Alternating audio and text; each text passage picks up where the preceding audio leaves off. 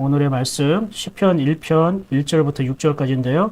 저와 여러분이 함께 합독하면서 한번 읽어볼까요? 시작. 복 있는 사람은 악인들의 꾀를 따르지 아니하며 죄인들의 길에 서지 아니하며 오만한 자들의 자리에 앉지 아니하고 오직 여호와의 율법을 즐거워하여 그의 율법을 주야로 묵상하는도다. 그는 시냇가에 심은 나무가 철을 따라 열매를 맺으며 그 잎사귀가 마르지 아니함 같으니 그가 하는 모든 일이 다 형통하리로다. 악인들은 그렇지 아니하며 오직 바람에 나는 겨와 같도다. 그러므로 악인들은 심판을 견디지 못하며 죄인들이 의인들의 모임에 들지 못하리로다. 무릇 의인들의 길은 여호와께서 인정하시나 악인들의 길은 망하리로다. 아멘. 네, 오늘은 시편 1편 말씀인데요. 우리가 지난번에 2주의 연속 우리가 하나님의 언어 히브리어를 통해서 말씀을 나눴잖아요. 첫 번째 뭔지 아십니까? 하나님에 대해서 기대와 소망을 가지고 주의 깊게 살펴보고 바라보는 것. 그게 뭐죠? 나바트요. 나바트입니다. 하나님의 목적대로 보는 것, 하나님의 마음으로 보는 것, 나바트입니다. 그리고 그 두 번째가 뭐죠? 끌어당기는 것, 하나가 되는 것. 그게 뭐라고 했죠? 나가시입니다. 오늘도 사실 세 번째입니다. 하나님의 언어를 통해 하나님의 마음을 알고 또 우리가 변화되어지는 삶을 하기 위해서 수요일 날 이 3일 저녁마다 이 하나님의 언어를 하나씩 우리가 배워나갈 것입니다. 여러분 제가 분명하게 약속하는데 이 3일 저녁에 한 단어 하나하나를 그냥 듣기만 하지 않고 계속 이것을 되새기고 여러분이 생각하고 마음에 두면은 이것이 엄청나게 여러분의 믿음을 성장시키는 영적인 분량이 될 것입니다.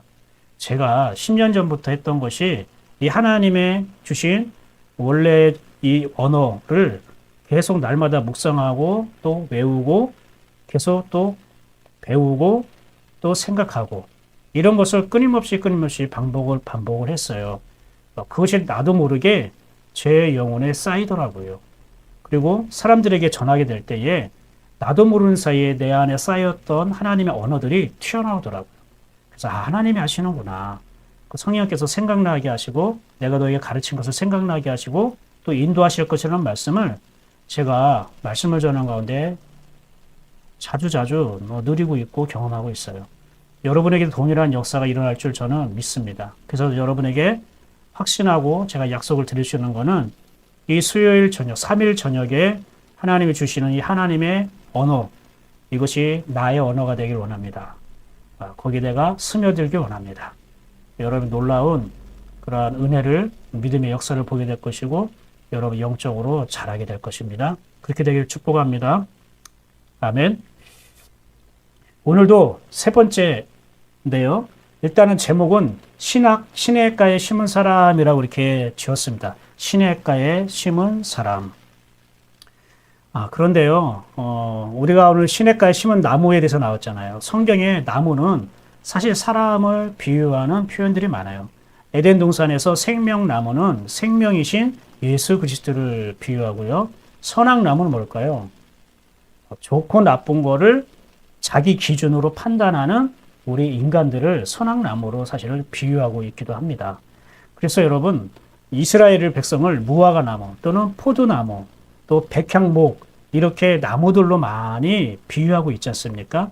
하나님과 동행하는 사람들을 그렇게 표현하고 있고 또 하나님을 떠난 인간들을 가시덤불이라든지 떨기나무라든지 이렇게 많이 표현을 하고 있습니다.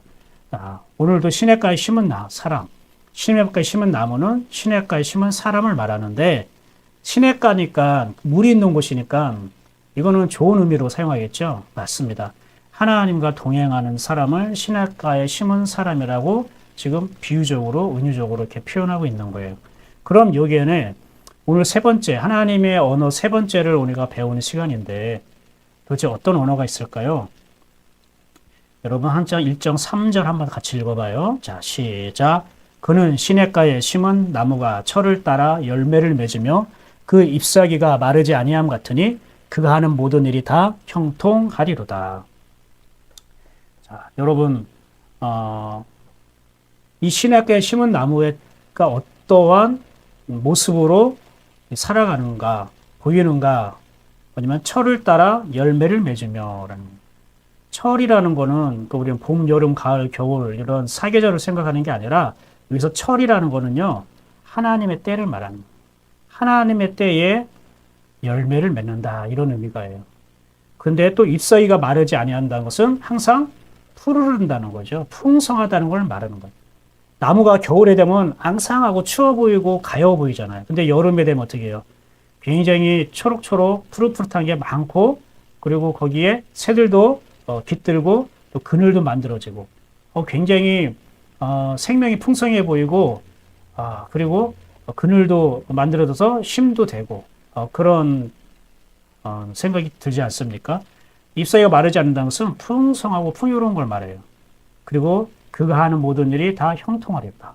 그가 하는 모든 일들 가운데에 하나님의 일하심이 나타난다 이런 뜻이에요. 형통이라는 건요, 내가 세상적으로 성공하고 세상적으로 잘 나가는 그런 것들을 성경에서 말하는 게 아니라, 형통은 하나님이 앞으로 나아가시는 것이 이루어진다. 이게 형통이에요. 형통이라는 말이 앞으로 나아가다 이런 뜻이에요. 그러니까 하나님이 나를 통해 앞으로 나아가는 거예요. 그럼 하나님은 나아가고 나는 그럼 뒤에 있는 거예요? 아니죠. 나와 하나님은 한 몸이잖아요. 하나니까 하나님이 앞에 나아간다는 거는 나 역시 나아간다는 뜻이에요. 그리고 그런 삶, 그런 인생을 보면 참 발전했어, 참 성장했어, 참 성공했어, 참 존경스러워, 이러한 우리가 사는 말을 들을 수도 있는 것입니다.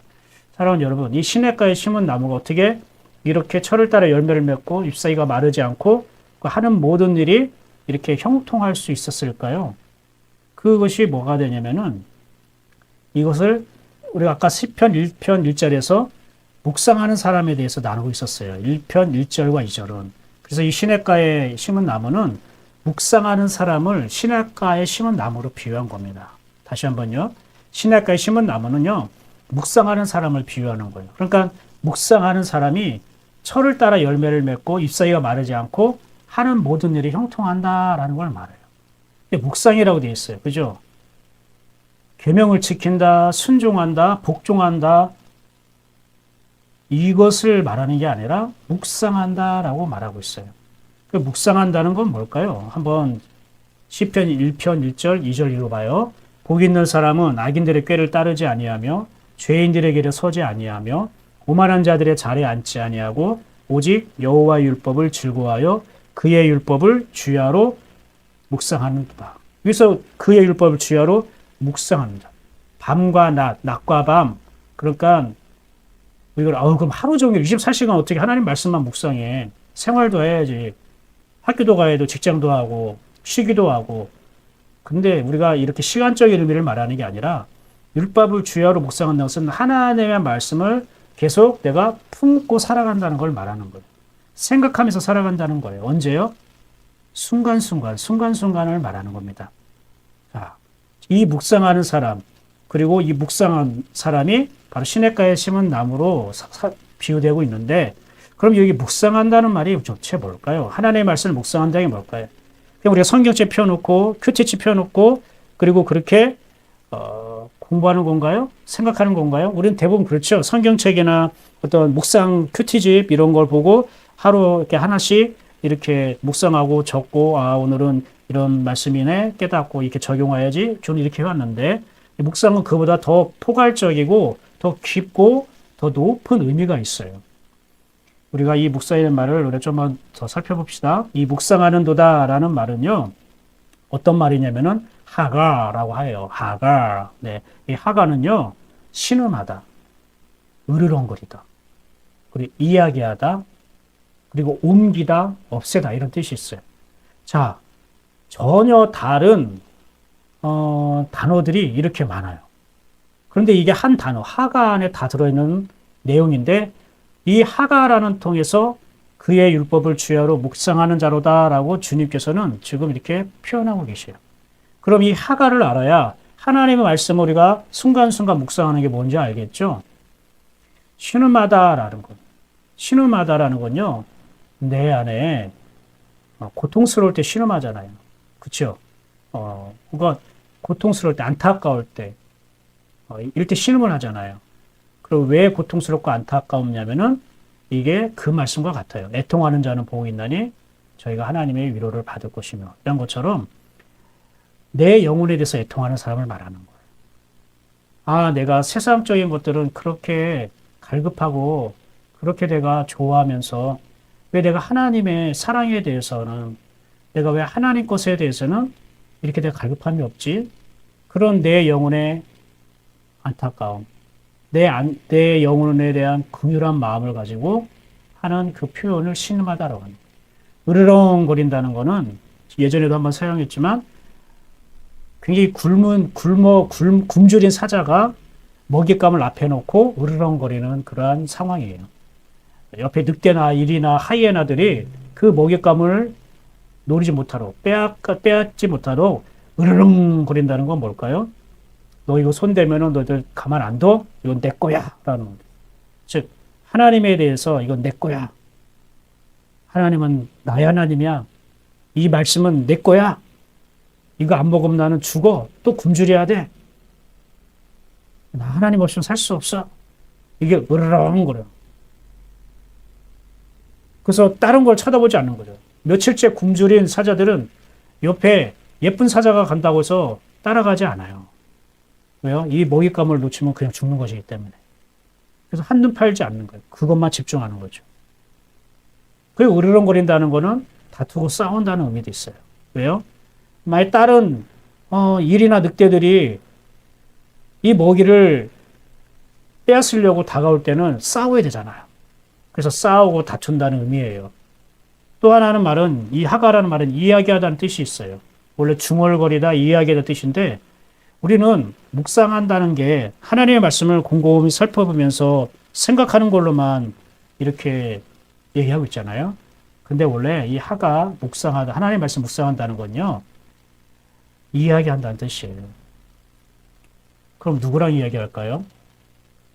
하나님이요. 하나님과 이야기하는 게 바로 하가, 묵상이라는 거예요. 그럼 그의 율법을 주야로 묵상하는 노다라는 것은 하나님이 주신 말씀을 가지고 하나님과 계속 이야기를 하는 것, 이것이 바로 묵상입니다.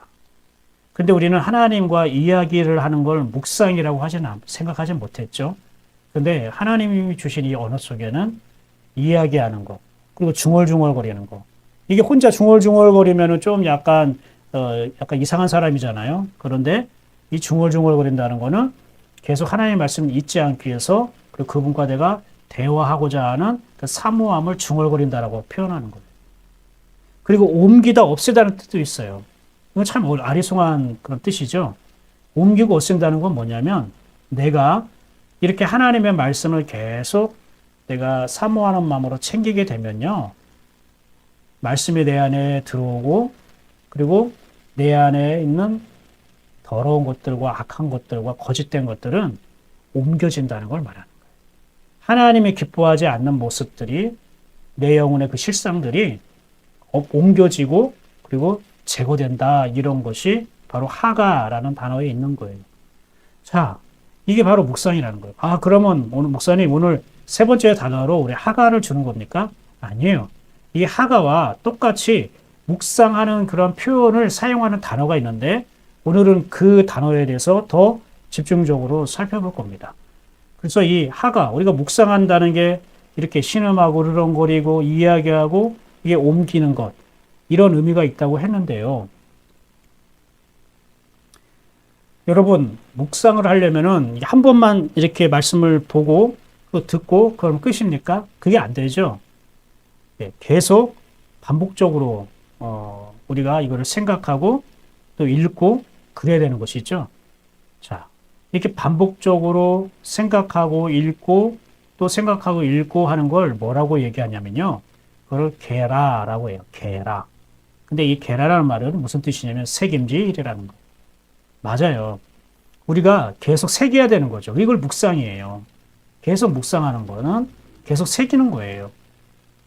이 게라라는 말이 어떤 의미가 있냐면요. 이런 말씀이 이렇게 돼 있어요. 레위기 11장 3절 봐봐요. 모든 짐승 중에 굽이 갈라져 쪽발이 되고 새김질하는 것은 너희가 먹되라고요. 이 새김질이 게라예요. 새김질은 뭐예요? 우리가 한번 먹었지만 다시 들어온 것을 다시 꺼내가지고 다시 씻고 다시 씻고 다시 밑으로 내려온 걸 다시 끌어올려서 다시 씻고. 소는 이걸 5번 반복한대요. 소는 자기가 대새김질하는 거를 5번이나 한다는 거예요. 왜? 자기가 완전히 소화되어질 때까지 새김질 하는 거예요. 소화시키지 않고 그걸 삼켜버리면 배탈 나는 거예요. 소가, 그렇게 힘센 소가 힘없이 주저앉는 거예요. 그 힘센 소도 계속 반복해서 새김질을 해야 일하고 움직일 수 있다는 거죠. 여기서 이 새김질을 한다는 이 새김질의 어원이 어디서 나왔냐면 가라르에서 나왔어요. 이 가라르가 끌다, 끌어당기다라는 뜻입니다. 그래서 오늘은 바로 이 가라르에 대해서 나눌 거예요. 이게 3번째 단어. 근데 여러분, 끌어당기다, 가라라, 끌어당기다. 어디서 들어보지 않았어요? 맞아요. 지난주에 우리가 어떤 부분을 나눴죠? 끌어당기다에서 나왔잖아요. 단어가 나가시. 그쵸? 근데 그거는 하나 되기 위해서 끌어당기는 거예요. 그쵸? 내 안에 받아들이기 위해서 끌어들이는 거. 그럼 이 가라르라는 말은 끌어당기는 건 뭘까요? 이 가라르라는 끌어당기는 것도 똑같아요. 이것도 끌어당기는 건데요. 이거는 한 번 끌어당기는 게 아니라 끊임없이 끌어당기는 거예요. 반복해서 끌어당기는 것이에요. 그리고 이 가라르에는 왜 끌어당기는 것으로 끝나는 게 아니라 끌어당겨서 꽉 붙잡는 걸 말하는 거예요. 끌어당긴 것을 꽉 붙잡는 거. 이게 가라르예요. 그런데요, 이 가라르가 시냇가에 심은 영성에 대해서 영성과 연결되는 거예요. 뭐냐면 이 가라르하는 자. 여러분 시냇가에 심은 나무를 아까 얘기했잖아요. 시냇가에 심은 나무가요. 끊임없이 뿌리를 통해서 그 시냇물에 뿌리를 내려서 계속 끌어당기잖아요. 그렇죠? 시냇가에 심은 나무가 때에 맞게 철에 따라 열매를 맺고 잎사귀가 마르지 아니하고 하는 일이 잘 된다는 것은 그 뿌리가 계속 시냇물에 닿아서 끌어당기고 있기 때문에 그래요. 그 수분을. 시냇가에 있어도 끌어당기지 않으면, 그 시냇물을 끌어당기지 않으면 메마를 수밖에 없는 겁니다. 에이 목사님, 그래 시냇가에 심은 나무 보면 다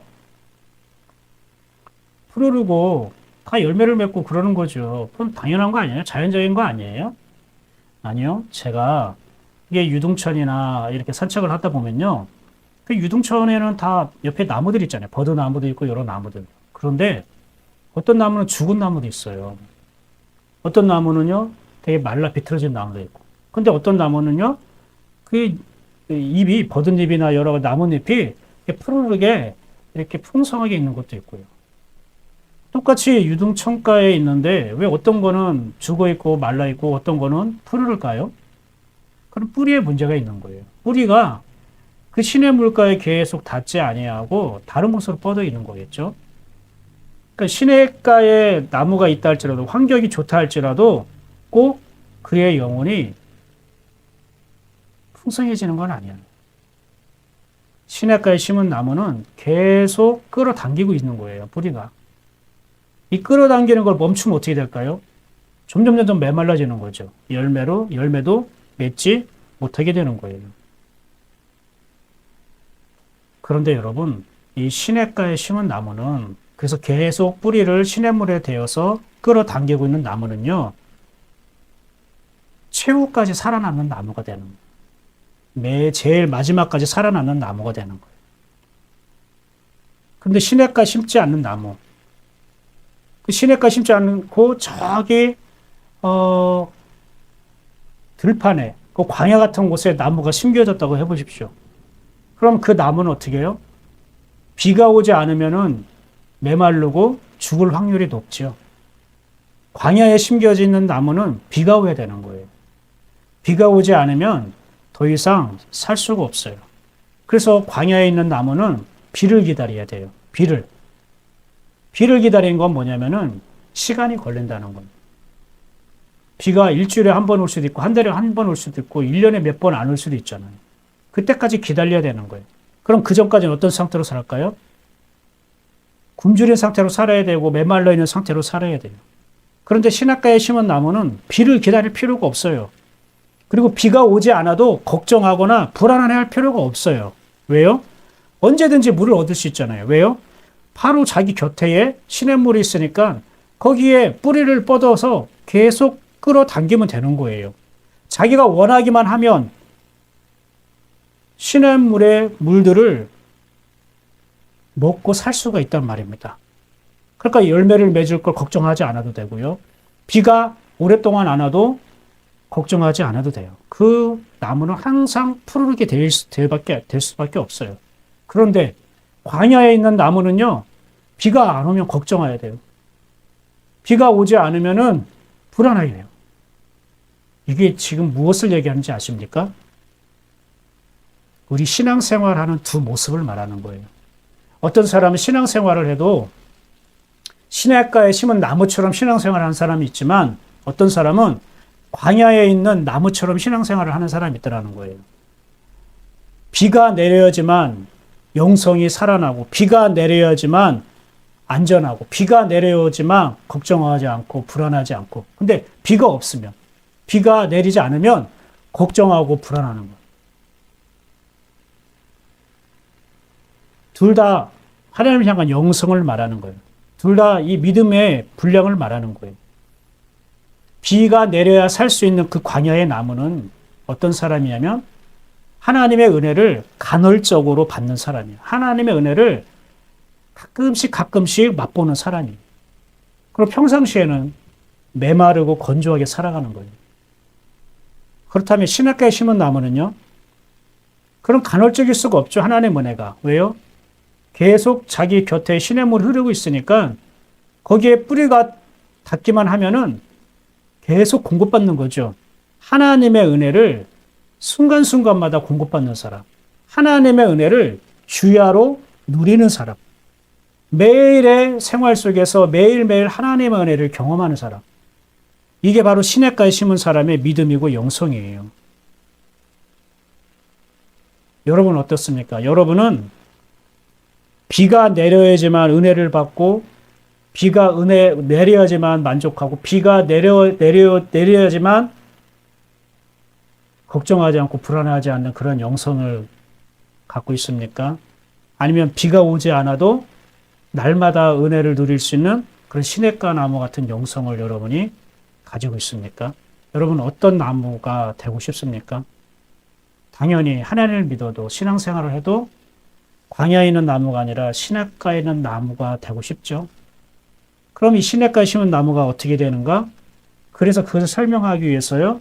바로 가라르를 오늘 하나님께서 알려주시는 거예요. 할렐루야. 아멘. 시냇가에 심은 나무의 특징이 뭐냐? 그거는 가라르라는 거예요.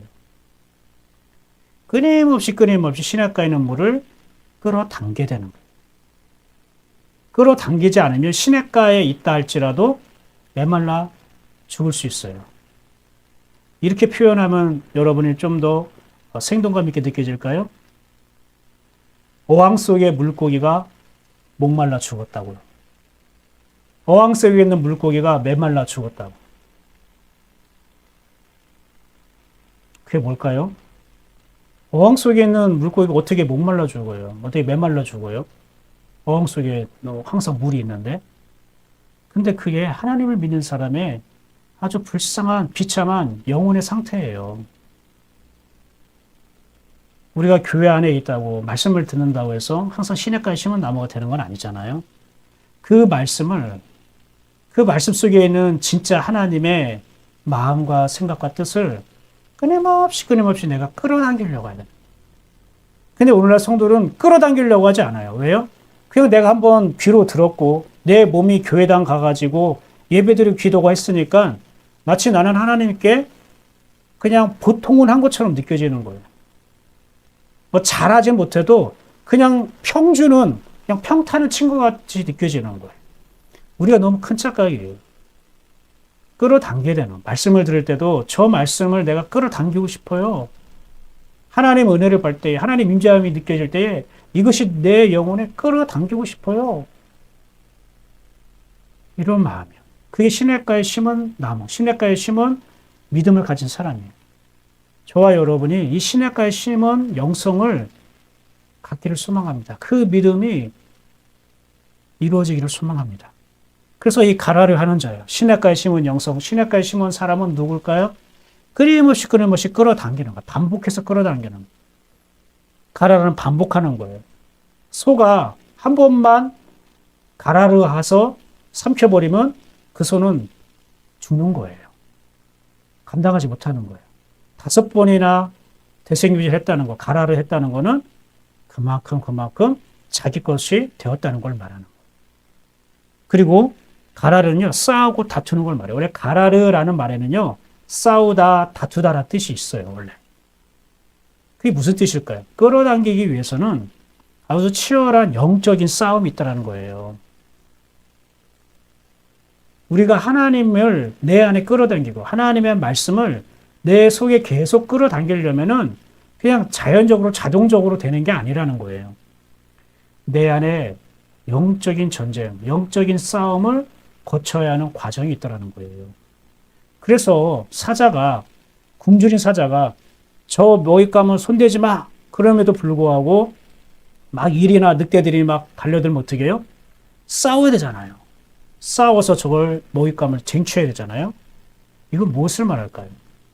하나님의 말씀을 계속 반복하려고 할 때에, 계속 끌어당기려고 할 때에 악한 사단이 방해한다는 거예요.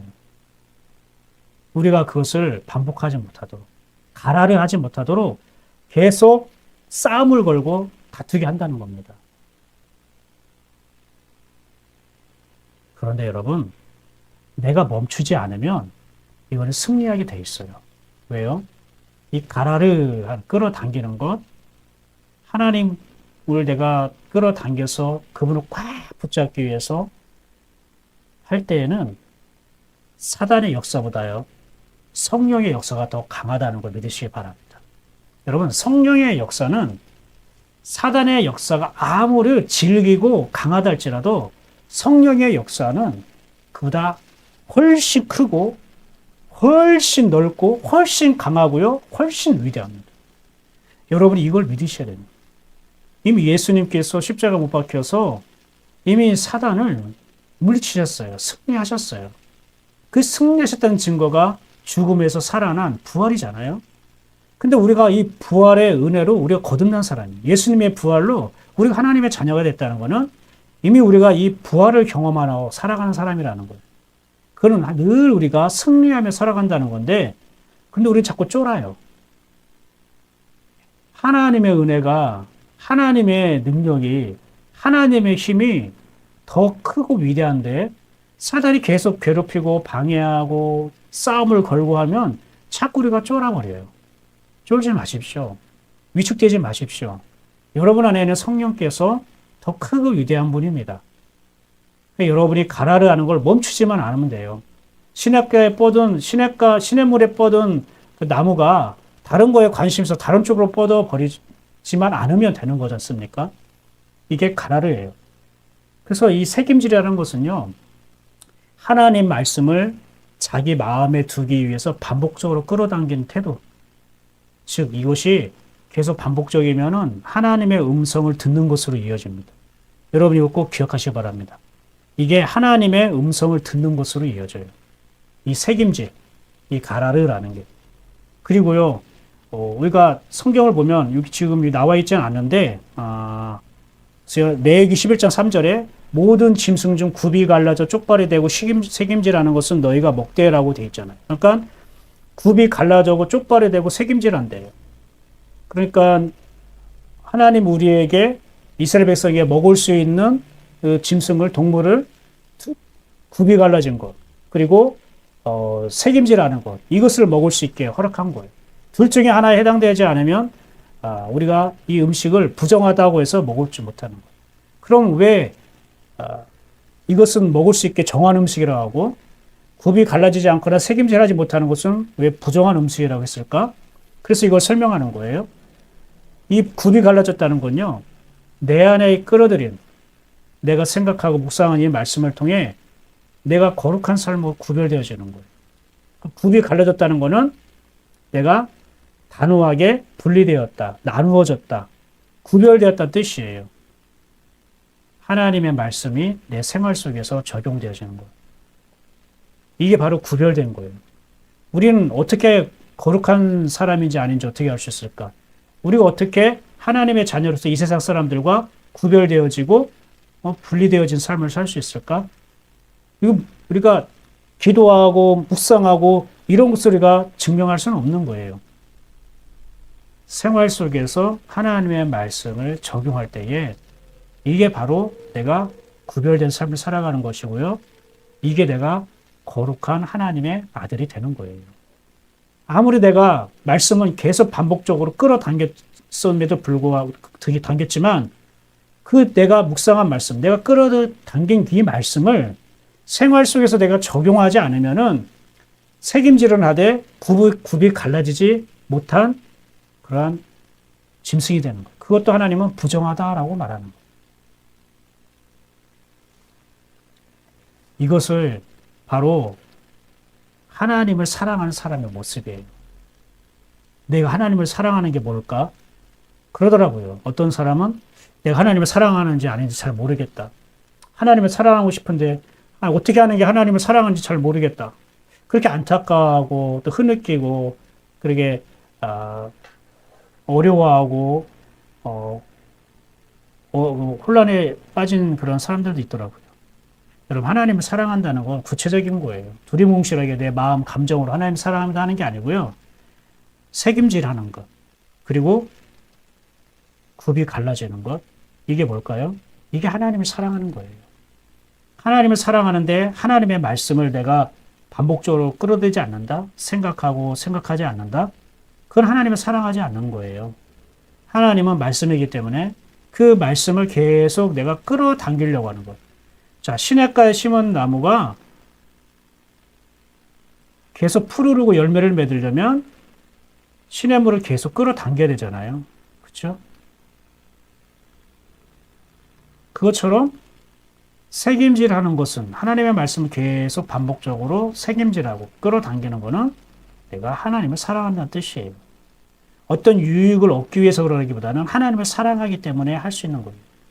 그리고 하나님을 사랑하니까 그 말씀을 내가 생활 속에서 누리고 싶은 거죠. 적용하고 싶은 거예요. 이거는 하나님의 말씀을 내가 순종하자라는 개념과 조금 다른 게 그 말씀을 계속 끌어당기면은 이 말씀이 내 영혼에 스며드니까 내 생각과 이 영혼에서 나오는 생각과 마음이 이 말씀을 생활 속에서 적용하고자 하는 마음으로 바뀌어요. 우리는 이걸 생각하지 않고 이런 영적인 원리를 생각하지 않고 하나님 말씀에 순종하십시오. 하나님 말씀에 하나님 명령에 따르십시오. 순종하면 복을 받고 불순종하면은 저주를 받습니다. 이렇게만 우리가 알고 있어요. 이게 종교적인 거잖아요. 이게 종교적이지 않아요. 항상 성경에 있는 말씀은 종교적인 게 없어요. 다 이거는 신앙적인 거고 이게 사랑의 언어예요. 하나님의 언어라고요. 근데 우리 자꾸 종교적으로 맹목적으로 복종하려고 지키려고 했잖아요. 그러니까 재미가 없고 기쁨도 없고 열심히 했음에도 계속 내 영혼이 메말라가는 거예요. 꼭 광야에 있는 나무와 같은 거예요. 여러분,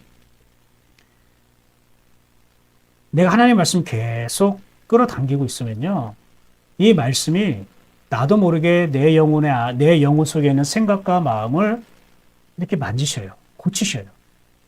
그러면은 내 영혼 속에 있는 마음과 생각이 이 말씀을 생활 속에서 누리고 내가 또 적용하고자 하는 마음이 우러나오는 거예요.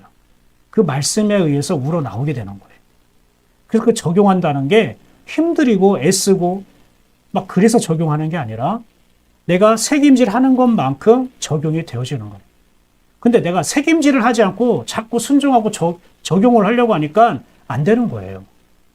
그래서 여러분 이 두 가지 책임질하고 굽이 갈라지는 거, 생활 속에서 적용하는 것 이것은요 하나님을 사랑하는 그 사람의 모습이, 하나님을 사랑하는 마음. 이 부분을 저와 여러분이 꼭 챙겼으면 좋겠습니다. 그래서요, 이 시냇가에 심은 나무가 이런 거예요.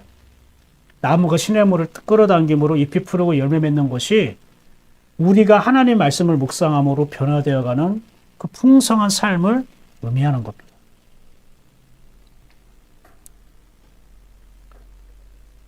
할렐루야.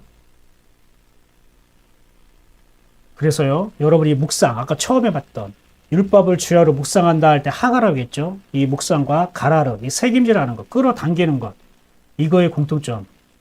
계속 끌어당기는 거예요. 이 새김질의 공통점은 계속 끌어당기는 거예요. 그리고 그 과정 속에서는 우리가 영적인 싸움이 있더라는 거예요. 여러분 잘 보세요. 창세기 20장 1절에 한번 읽어봐요. 시작. 아브라함이 거기서 네게부 땅으로 옮겨가 가데스와 술 사이 그랄에 거류한. 갑자기 뜬금없게 그랄 얘기가 나오죠. 아브라함이요, 이제 하나님의 말씀을 확실하게 깨닫고 하나님 어떤 분을 깨닫고 이제는 정착하며 살았는데 어디에 정착하냐면요, 가데스라는 땅과 술이라는 땅 그 사이에 그랄이라는 곳이 있어요. 이 그랄에 있다라는 거예요. 그러면 왜 가데스와 술 사이 그 그랄에 거류할까? 이 그랄이요, 여러분 아까 말한 가라르라는 뜻이에요. 가라르예요. 가라라는 게 어떤 의미라겠죠? 끌어당기는 거라겠죠. 그러니까 아브라함은요, 어디 사이에 살았냐? 가데스를 끌어당길 수도 있고, 그리고 술이라는 그런 땅을 끌어당길 수 있어요. 아브라함이 이 중간에 있다는 거는 지금 아브라함의 믿음의 후손인 우리가 현재 가데스라는 땅과 술이라는 땅 사이에 우리가 지금 살고 있는 거예요. 지금 이 세상에 살고 있는 게. 우리는 지금 그랄에 살고 있는 거예요. 그럼 우리는 그 가운데 있으면서 가데스를 끌어당길 수도 있고 술을 끌어당길 수 있죠. 가데스 쪽에 가가지고 살 수도 있고 술에 가서 살 수도 있어요. 그럼 이 가데스라는 말이 무엇이냐? 가데스는 이 세상과 구별된 삶이고 하나님과 동행하는 마음을 표현해요. 가데스는요, 카도시라는 뜻의 말써요. 그게 어떤 뜻이냐면 거룩하다는 뜻이에요. 거룩하다는 건 모르겠죠? 구별하고 분리된 삶을 말한다고 했죠. 즉, 세상에 속한 생각이 아니라는 거예요. 세상에 보여지는 돈이나 이런 세속적인 것들에 내가 끌려가지 않고 하나님과 동행하고자 하는 마음이요. 하나님의 말씀과 함께 살고자 하는 마음이요. 하나님과 함께 살고자 하는 그 마음이요. 그게 바로 가데스예요. 그럼 술이라는 건 뭘까요? 술이라는 건 벗어나다, 빗나가다라는 의미가 있어요. 즉 하나님을 떠난 마음이에요. 그러니까 아브라함이 그 그랄에 있다는 것은 그가 가데스를 끌어당기면서 살 수 있다는 거예요. 하나님과 동행하는 마음으로 계속 살 수 있다는 거죠. 그러나 한편으로는 하나님을 떠난 곳, 그 술이라는 곳, 하나님을 벗어나고 빗나가.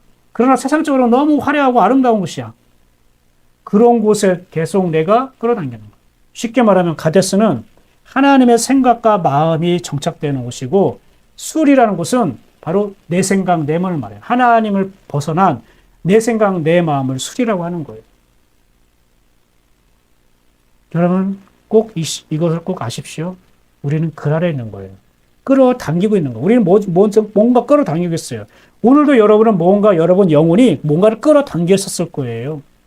어떤 생각을 끌어당겼을 것이고 어떤 언어를 끌어당겼을 것이고 어떤 마음이나 어떤 감정을 여러분이 분명히 끌어당겼을 것입니다. 왜요? 우리 인간의 마음은 흙과 같아서요. 가만히 있을 수가 없어요. 무언가를 끌어들여야 되는 거예요. 뭔가 끌어당기는 게 우리의 영혼이에요. 우리는 저와 여러분이 날마다 가데스와 술 사이 그 아래 있지만 가데스를 향해서 계속 끌어당기는 그러한 영혼들 되기를 축복합니다. 또 하나 볼게요. 창세기 26장 20절이요. 그랄 목자들이 이삭의 목자와 다투어 이르되 이 물은 우리의 것이라 하며 이삭이 그 다툼으로 말미암아 그 우물 이름을 에색이라 하였으며. 여기는 목자는 목자인데 그랄 목자, 그러니까 그랄 목자들과 이삭 목자. 그랄 목자는요 블레셋 사람들을 말하는 거예요. 블레셋 나라의 그랄 목자들과 이삭의 목자. 이삭은 뭐죠? 하나님의 아들. 즉 예수 그리스도의 비유와 모형이죠. 예수 그리스도 안에 속한 목자들이에요. 그래서 싸웠대요. 다퉜대요. 여러분, 가라르라는 말이 어떤 의미가 있다겠어요? 싸우고 다툰다고 했죠. 싸우고 다투지 아니하면 어떻게 해요? 있을 때가 얻을 수 없다는 거. 그러니까 이 그랄 목자가 이삭의 목자와 다투었대요. 뭐냐면 싸움을 걸어온 거예요. 이삭의 목자가 다투려고 한 건 아니라 그랄 목자들이 자꾸 방해를 하고 회방을 하고 싸움을 걸어온 거예요. 근데 이삭의 목자들은 어때요? 같이 대항해서 싸웠나요? 아니요. 그 다툼에 휘말리지 않고 포기하고 떠나요. 근데 그게 왜 그러면 하나님의 인도하심이에요. 왜요? 그랄 목자들이 우물을 팠는데, 이삭의 목자들이 우물을 팠는데 우물이 나왔어요. 근데 그랄 목자들이 이게 자기네 땅이거든요. 자기네 땅인데 이방인들이 와서 우물을 팠는데 물이 나와. 근데 빼앗은 거죠. 우리 땅이야. 근데 자기들 그 땅을 빼앗으면은, 우물을 빼앗으면 물이 안 나와요. 멈추는 거예요. 그걸 다시 덮어버려. 근데 또 이삭의 목자들이 저쪽 가서 또 땅을, 우물을 팠는데 또 물이 나오네? 이거 우리 거야. 또 빼앗았어요. 그런데 빼앗으니까 또 물이 안 나오네? 또 흙으로 덮어버려. 그랄 목자들이 자기네 땅인데도 불구하고 물을 얻기 위해서 이렇게 웅덩이를 팠는데 물이 안 나오는 거예요. 그래서 덮어버렸어요. 그런데 이삭의 목자들이 그 덮어있는 곳을 또 계속 같은 곳을 팠는데 물이 나온 거예요. 이걸 어떻게 설명합니까? 하나님이 함께 도우시고 함께하는 사람의 인생과 하나님을 떠난 자기 생각과 자기 마음으로 살아가는 사람을 바로 그랄 목자와 바로 이삭의 목자로 우리를 이렇게 빗대어 설명하시는 거예요. 하나님과 함께하는 사람은요, 세상 사람들이 우리 것을 빼앗고 이거 내 거야 그러면서 우리가 수고하고 노력한 것을 가져간다 할지라도요, 우리는 그 싸움에 말려들면 안 되는 거예요. 왜요? 하나님은 그렇게 우리의 웅덩이 안에 물을 나게 하셨다면은 그 땅의 문제가 아니라 이삭의 목자들이 하나님께 속했기 때문에 이 목자가, 이삭의 목자들이 어디를 가든지 거기에서는 하나님의 역사가 나타날 줄 믿습니다. 하나님 역사가 나타나는 거예요. 근데 블레셋 사람들의 그런 목자들은 아무리 좋은 환경과 땅을 가졌어도 하나님이 함께 하지 않기 때문에 아무리 좋은 땅에 있어도 웅덩이를 파도 물이 안 나오는 거예요. 그러나 이삭의 목자들은요, 아주 척박하고 황폐한 땅을 가더라도 거기에 사반을 가지고 웅덩이를 팔면은 그냥 물이 펑펑 쏟아 나오는 거예요. 환경의 문제, 조건의 문제가 아니라고요. 그가 이삭에 속했는가, 그랄에 속했는가 문제예요. 목자라는 뜻은 무슨 뜻입니까? 목자라는 건요, 먹인다는 거예요. 먹인다. 즉, 그랄 목자들은 하나님을 믿는 사람들에게 자꾸 잘못된 걸 먹인다는 거예요. 잘못된 생각을 먹이고, 잘못된 말을 먹이고, 잘못된 사상을 먹이고, 잘못된 환경을 먹이고, 잘못된 것들을 계속 먹이는 거예요. 잘못된 말씀을 먹이고. 그럼 이삭의 목자들은 뭘까요? 이삭의 목자는 뭐예요? 이삭은 하나님 것을 먹이는 자라. 하나님 것을 먹고 있는 사람은 하나님께서 그 사람을 책임져 주고 형통케 하시는 줄 믿으시길 바랍니다. 그래서 이 그랄 목자와 이삭의 목자가 다툼이 되었지만, 싸움이 일어났지만, 이삭의 목자는요, 그냥 훌 털어버리고 나오는 거예요. 왜요? 하나님은 그들을 통해 또 물이 샘솟게 나오게 하시니까. 이게 바로 시냇가에 심은 나무예요. 이게 시냇가에 심은 영성을 가진 사람들이에요. 이삭의 목자들이. 사랑하는 여러분, 이제 말씀을 정리하도록 하겠습니다. 오늘은 우리가 어떤 말씀을 함께 나눴습니까? 가라르요. 가라르가 어떤 거라고요? 끌어당기는 거예요. 끌어당기는 거예요. 끌어당기를 멈추는 게 아니라 반복적으로 끌어당기고 이것이 완전히 내 것이 되도록 끌어당긴 것을 꽉 붙잡는 것. 이게 가라르예요. 이 가라르는 말이 구약 성경에서 정한 동물을 먹고 부정한 동물을 먹지 말라고 하실 때에 사용됐던 단어, 즉 책임질이란 단어의 어원이에요. 사랑하는 여러분, 우리는 늘 항상 무언가를 끌어당기게 돼 있어요. 그런데 이렇게 그랄 목자들이 주는 것들을 우리가 끌어당기면은 우리 안에 굉장한 다툼이 일어나고 싸움이 일어날 수밖에 없어요. 사랑하는 여러분, 하나님은 여러분이 어디에를 가든지 그 땅을 팔 때에 샘물이 펑펑 솟아나오게 원하셔요. 문제는 내가 어떤 것을 끌어당길 것인가. 내가 가데스와 술 사이에 살아가고 있는데 내가 가데스에 있는 것들을 끌어당길 것인지, 아니면 내 눈에 좋아 보이는 세상적으로 화려한 그 술에 있는 것들을 끌어당길 것인지, 하나님 이 시간 저와 여러분에게 묻지 않으실까요? 오늘 본문 말씀이었던 시편 1편 1절부터 3절까지 읽고 마무리하겠습니다. 복 있는 사람은 악인들의 꾀를 따르지 아니하며 죄인들의 길에 서지 아니하며 오만한 자들의 자리에 앉지 아니하고 오직 여호와의 율법을 즐거워하여 그의 율법을 주야로 묵상하는 도다. 다 같이 그는 시냇가에 심은 나무가 철을 따라 열매를 맺으며 그 잎사귀가 마르지 아니만 같으니 그가 하는 모든 일이 다 형통하리로다. 할렐루야. 아멘. 시냇가에 심은 나무 되기를 주의 이름으로 축복합니다. 시냇가에 심은 그런 믿음, 시냇가에 심은 그런 영성으로 자라나기를 주님의 이름으로 축복합니다. 오늘 하나님 주신 언어, 세 번째 언어, 가라르, 이것이 저와 여러분에게 새겨지는 놀라운 하나님의 은혜의 언어요, 성령의 언어가 되기를 축복합니다.